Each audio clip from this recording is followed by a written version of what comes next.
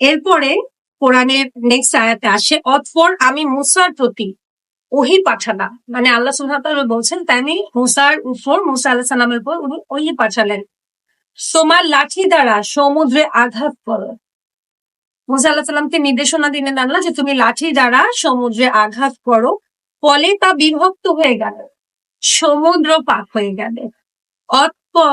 তারপর প্রত্যেক ভাগ বিশাল পাহাড় সদৃশ্য হয়ে গেল, মানে এটা দুই ভাগ হয়ে গেলেন এবং ওনাদের যাওয়ার রাস্তা হয়ে গেল।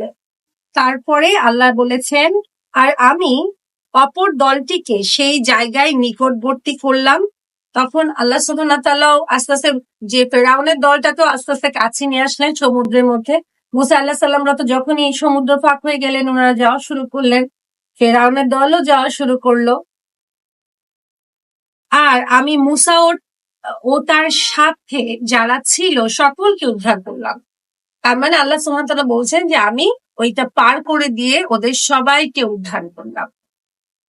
তারপর অপর দলটিকে ডুবিয়ে দিলাম, মানে মুসা আলাইহিস সালামরা যেই পার হয়ে গেলেন আল্লাহ প্রথমে ওদেরকে ফলো করতে দিলেন, ফেরাউনের সবাইকে ফলো করতে দিলেন, এবং ফলো করে যখন এক পর্যায়ে মানে মুসা আলাইহিস সালামরা বের হয়ে গেলেন ওই সি এরিয়াটা, সমুদ্র এরিয়াটা, তখন আল্লাহ সুবহানাহু ওয়া তাআলা সমুদ্রকে আবার এক করে দিলেন এবং ফেরাউন এবং তার দলবলরা সবাই তলিয়ে গেল।